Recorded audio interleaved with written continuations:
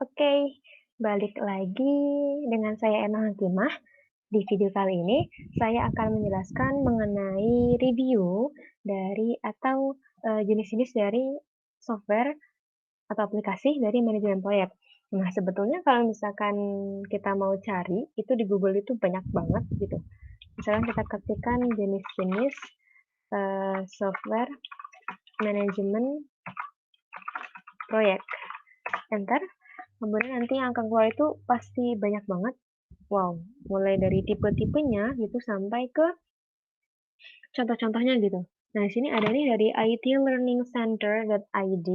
Dia menjelaskan kalau sini katanya ada 10 software project management terbaik tahun ini gitu. Oke, bisa kita lihat dulu kiranya dia ngebahas tentang apa aja ya gitu.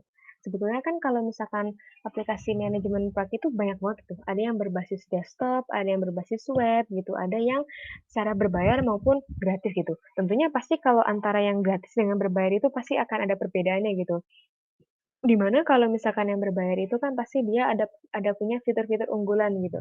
Ya sebetulnya pasti dikembalikan lagi sih ke kebutuhan usernya gitu. Si user tuh butuh butuh yang kayak gimana gitu. Jadi intinya ya semuanya tuh tujuannya sama gitu, untuk mempermudah dalam mengerjakan proyek gitu. Nah, di sini juga dijelasin, oke, di sini ada katanya, Clarizen gitu. Jadi Clarizen ini juga salah satu software, project management gitu, ada monday.com. Nah, kalau monday.com ini oke, kita bahas itu aja ya, biar jelas. Yang pertama adalah Clarizen gitu. Nah, Clarizen ini adalah alat manajemen proyek yang profesional dengan fitur kelas enterprise gitu. Nah, kita katanya bisa melacak biaya oleh individu ataupun tim dengan menghubungkan kembali ke anggaran proyek gitu. Berarti di sini dia menjelaskan kayak eh, dari segi finansialnya gitu. Jadi ada perencanaan secara finansialnya yang matang gitu supaya ya nggak ada risiko gitu, kayak nggak ada kerugian lah gitu. Terus ini juga dia punya fitur pengelolaan risiko gitu. Jadi kayak bagus sih kalau ada pengelolaan risiko gitu. Jadi kayak kalau misalkan ada risiko gitu, kita tuh bisa seenggaknya meminimalisir gitu supaya risikonya tuh nggak terlalu gede gitu kalau misalkan ada kendala gitu. Ya, jadi intinya si Clarizen ini dia menawarkan real time kemajuan proyek gitu melalui dashboard sama pelaporan gitu. Jadi entar mungkin di halaman si Clarizen ini ada dashboard gitu sama pelaporan kiranya tuh si progresi project itu udah sampai mana gitu. Oke, bagus banget. Jadi si Clarizen ini merupakan salah satu software manajemen yang mungkin sangat bagus banget dan recommended buat dipakai gitu. Tapi ya tetap sih dari semua dari semua pilihan bisa dipakai sesuai dengan kebutuhan pengguna aja gitu. Terus yang kedua nih ada monday.com. Nah, monday.com ini merupakan salah satu software project management juga yang dimana dia fungsinya ini mampu menyederhanakan cara kerja tim dengan pengelolaan beban kerja yang baik serta meningkatkan komunikasi. Oke, berarti di monday.com ini dia lebih ke manajemen komunikasinya gitu. Jadi maksudnya fitur unggulannya itu di bagian bagaimana sih caranya supaya kerja sama tim itu tetap terjaga dan komunikasinya pun baik gitu antar timnya gitu. Jadi supaya ketika mengerjakan proyek itu ya bisa terlaksana dengan baik dan tujuannya tercapai gitu. Nah, di sini juga di monday.com ini dia katanya mampu mengatur jadwal serta rencana ke depan dengan menggunakan timeline visual sehingga seluruh anggota tim dapat melihatnya dengan mudah. Berarti intinya dia menawarkan eee, fitur atau kadang di mana semua anggota tim tuh ya bisa lihat gitu, kira-kira progresnya tuh udah sampai mana sih si project ini gitu. Itu yang kedua.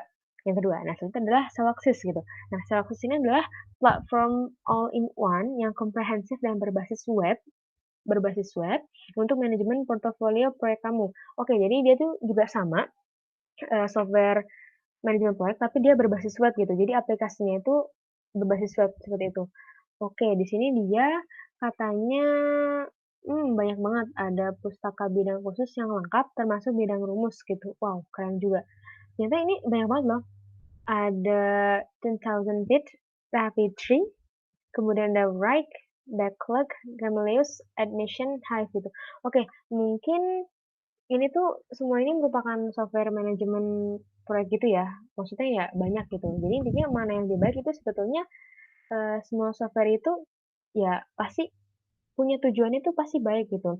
Pasti punya fitur-fiturnya itu pasti punya keunggulan tersendiri gitu dan pastinya kalau misalkan digunakan pada proyek yang tepat gitu nanti bakal menghasilkan sebuah produk yang berkualitas gitu. Jadi antara si software project manajemennya itu juga harus sesuai gitu berkaitan sama si proyeknya gitu. Jadi harus berkesinambungan gitu.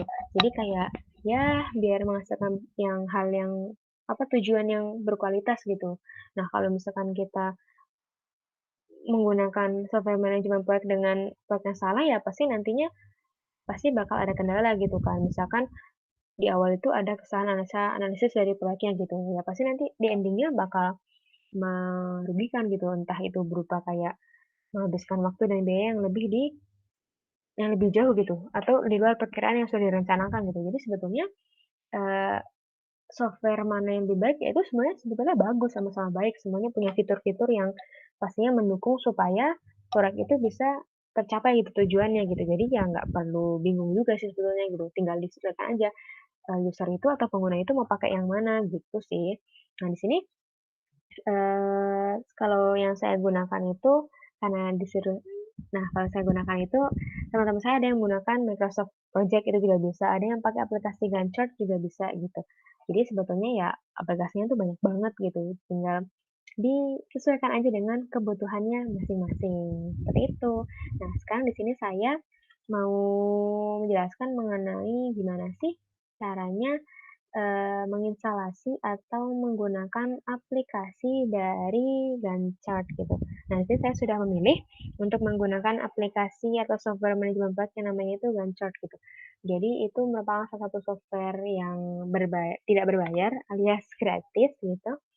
Nah, si Gantt chart ini dia punya kelebihan dan keunggulan yang sama dengan software manajemen proyek yang lainnya gitu. Jadi ya sebetulnya ya sama aja, balik lagi ke penggunanya masing-masing, seperti itu.